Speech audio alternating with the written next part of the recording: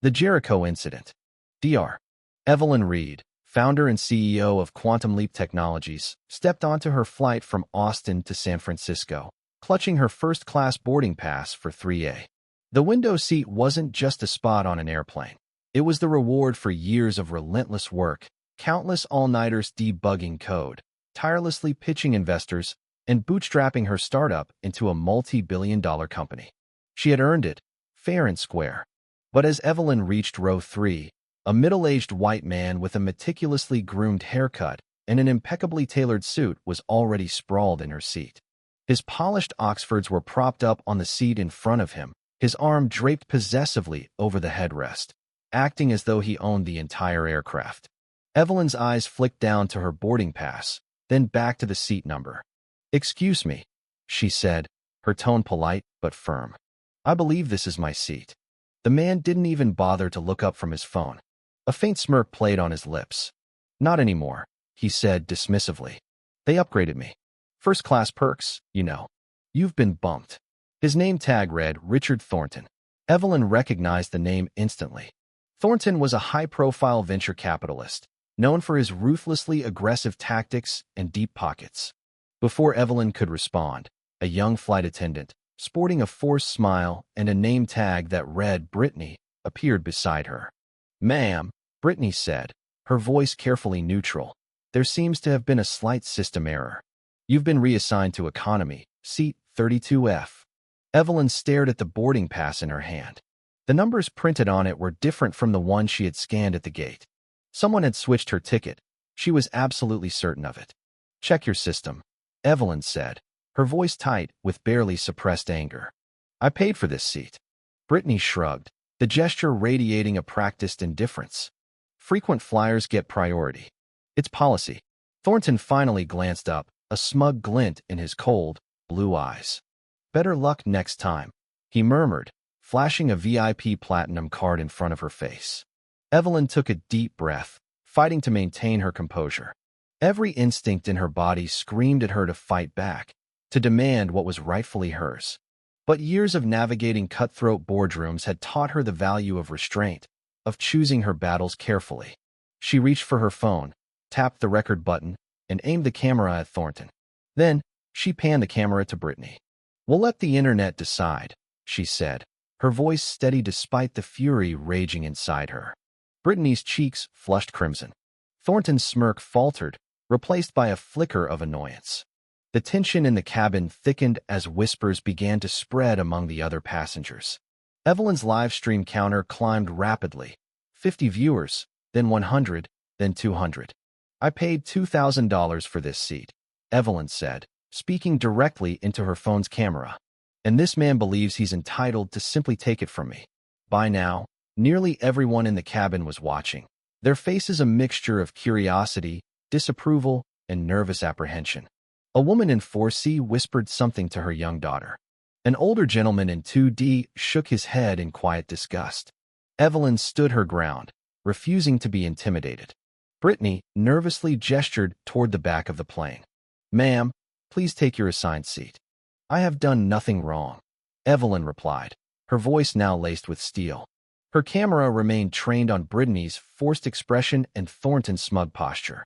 Within minutes, the head flight attendant, a tall, imposing man named Mark, arrived. Mark radiated a no-nonsense energy, the kind that promised zero tolerance and zero empathy. "What's the problem here?" Mark barked, his eyes immediately pinning Evelyn. "The problem is," Evelyn said, calmly but firmly, "my seat has been stolen, and your crew is complicit in it." Mark's jaw tightened. "Stop recording, sit down, or you'll be removed from the plane." The threat was clear, unambiguous. But Evelyn had faced far worse in her career. She'd survived venture capitalists who underestimated her, landlords who tried to overcharge her, and investors who doubted that a black woman belonged in the tech industry. She stared Mark down, refusing to back down. "Remove me for what?" she said, her voice rising slightly, projecting to the entire cabin. "For claiming what I paid for." The live stream count surged past 500 viewers. Comments poured in. "Stay strong. Expose them. Don't let them bully you." Thornton crossed his arms, watching the scene with an air of detached amusement. as if Evelyn were nothing more than a minor inconvenience. Brittany wrung her hands nervously as she fiddled with the beverage cart. A young mother in 5C said aloud, "That's not right." Her son nodded in agreement. An elderly man in 1E muttered, "You can't just do that." Mark leaned in close to Evelyn, his voice dropping to a menacing growl. "Last chance," he hissed. But Evelyn was done bending, done compromising, done accepting injustice. "You don't get to rewrite the facts just because they make you uncomfortable," she said, her voice ringing with conviction. The stream climbed to 1,000 viewers, then 2,000. The plane suddenly hit a pocket of turbulence, causing it to shake violently. But Evelyn stood firm, her resolve unshaken. Mark's phone buzzed in his pocket. He glanced at the screen, his expression hardening. Evelyn caught a glimpse of a text message. "Handle the troublemaker quietly." A cold twist of dread coiled in her stomach. This wasn't random. Someone had orchestrated this entire situation. Mark barked orders at Brittany. "Get the captain now." As Brittany hurried towards the cockpit, Evelyn's pulse pounded in her ears. Thornton's lazy smile widened, taking on a decidedly predatory quality. "You're making this fun," he murmured. But Evelyn wasn't here to entertain anyone. She was here to fight for what was right, to expose the injustice she was experiencing. The captain, a grizzled veteran in his late 50s named Captain Miller, emerged from the cockpit, his face etched with disapproval. "What's going on here?" he asked, his voice curt and authoritative. Mark answered first, his tone accusatory. "This passenger is disrupting the flight, refusing to follow crew instructions." Evelyn held up her phone, displaying the live stream. "I'm recording all of this. I've done nothing wrong." Captain Miller's gaze swept over her, dismissive and judgmental. "Sit down in seat 32F, or we'll land the plane." Her live stream count hit 2,000 viewers, then 3,000, then 5,000. Evelyn whispered to herself, "They picked the wrong one today." Mark leaned towards Brittany. "Prepare for an emergency landing." Passengers gasped, their faces filled with alarm. Evelyn heard one woman say, "That's overkill." Evelyn turned the camera on herself, addressing the thousands of people watching. "My name is Evelyn Reed, CEO of Quantum Leap Technologies. I'm being threatened with removal from this flight because I refuse to surrender a seat I paid for." The stream exploded in popularity. 5,000 viewers, then 10,000, then 20,000. Captain Miller contacted ground control, his voice tense. "Requesting emergency landing in Boise. Security risk on board." The plane dipped sharply, sending a jolt of adrenaline through Evelyn's veins. This wasn't just a diversion tactic. This was outright sabotage, and she was squarely in the crosshairs. Boise, Idaho. 2 police officers stood waiting on the tarmac as the plane taxied to a stop. Evelyn stepped off the plane between them, her head held high despite the humiliation. Thornton watched from the terminal windows, a triumphant grin plastered across his face. Brittany refused to meet Evelyn's gaze, her face pale and drawn. Mark smirked as the officers escorted her into a small, glass-walled security office. "This is a setup," Evelyn told the officers, holding out her phone, her only piece of evidence. "This is proof. Put it away." Officer Johnson, the younger of the two with a buzz cut, said gruffly. He snatched the phone from her hand, tossing it onto the table where it skittered across the surface, cracking the screen. "You're being booked for disruptive conduct," said Officer Ramirez, the older officer with a weary expression. "For what?" Evelyn demanded. Thornton's voice came from behind her, dripping with false concern. "She assaulted a passenger and provoked the crew." Evelyn's breath caught in her throat. Thornton's triumphant grin made sense now. This had been planned from the beginning. Clara, the elderly woman from 2D, shouted from inside the terminal, her voice surprisingly strong. "That's not true. I saw it all." Her pleas were ignored. The officers snapped handcuffs tight on Evelyn's wrists, the cold steel biting into her skin. Public humiliation.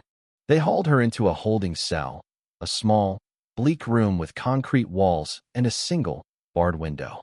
She paced the small space, every inch feeling claustrophobic, every minute stretching into an eternity. A woman appeared in the cell next to hers, her face etched with weariness. She was a woman with warm brown skin and long braided hair. "My name is Aisha," she said softly. "I used to work for them." "Them?" Evelyn asked, her blood running cold. Aisha nodded. Thornton's company. They did this to me too. Evelyn's blood froze in her veins. This was bigger than she had imagined. They've got a blacklist, Aisha continued, her voice barely above a whisper. People they think don't belong in first class. People who don't fit their idea of what a successful person looks like. The blacklist. The realization hit Evelyn like a physical blow.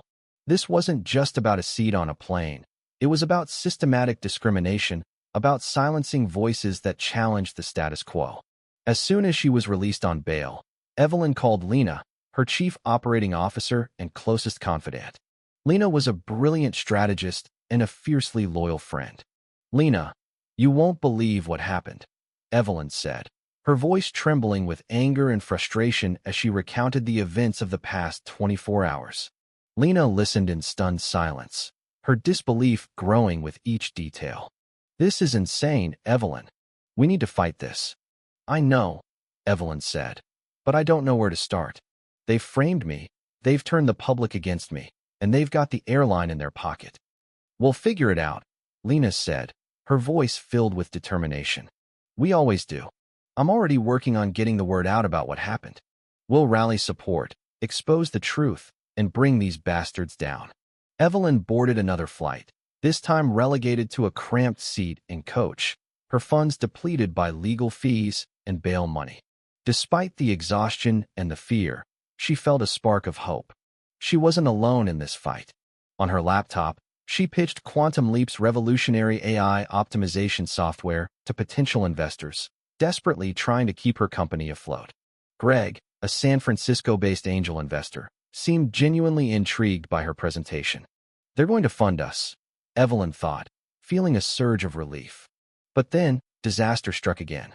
The plane encountered another patch of turbulence, causing the cabin to rattle.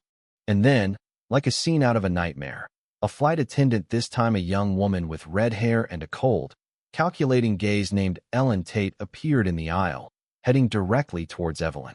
We've had reports that you're harassing the staff and disrupting the flight, Ellen said, her voice accusatory and unwavering. Another blow. Evelyn's laptop was confiscated, her phone was seized, and she was once again branded as a troublemaker. Greg, the angel investor, canceled the deal. Lena, they're blacklisting me everywhere. Evelyn texted from a burner phone she had managed to acquire. I can't even get on a flight without being harassed. I know, Lena replied grimly. They flagged you as high risk. We need to find a way to fight back, but I'm not sure how. Then, a glimmer of hope emerged from an unexpected source. Clara, the elderly woman who had witnessed the incident on the first flight, had been hospitalized after the police shoved her aside during Evelyn's arrest. But despite her injuries, Clara was determined to help Evelyn expose the truth. Clara got out of the ICU and sent me a message, Lena told Evelyn. She says she has proof. She wants to meet us in Portland. Evelyn and Lena flew to Portland under assumed names, their every move shrouded in secrecy. They met Clara at a seedy motel on the outskirts of town, the Marwood Hotel. Clara, frail but determined, handed Evelyn a USB drive containing a trove of incriminating emails, executive orders, and coded policies, all detailing Westward Airlines' systematic efforts to reassign minorities, revoke upgrades, and quietly discriminate against passengers based on their race and social status. This is it, Evelyn said, her voice filled with a mixture of elation and anger. This is the proof we need to expose Thornton and Westward Airlines for what they are. But just as they were about to celebrate their victory, the door of the motel room exploded inward. 3 masked figures, armed with lead pipes and baseball bats, burst into the room. Thugs, Thornton's enforcers. They attacked Clara without warning, cracking her skull with a sickening thud. Evelyn, fueled by adrenaline and a desperate desire to protect Clara, managed to fight them off long enough to escape. Blood smeared across her clothes. Evelyn fled into the night, hunted and terrified. She ran through dark alleys and across busy streets, desperately trying to evade her pursuers. But it was no use. The police, seemingly alerted by Thornton's men, soon caught up with her. She was arrested again, this time on charges of assault and resisting arrest. You provoked an assault, the police officers claimed, their faces impassive. You're a danger to the public. Aisha, the woman she met in jail, was right. This wasn't personal, it was policy.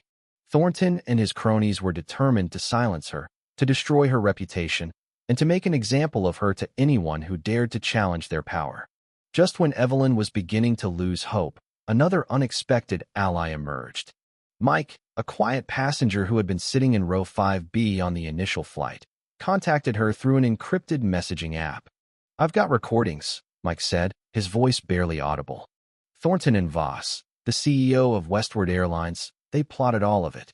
I heard them discussing it on the phone. Richard Voss, the real puppet master behind the entire operation.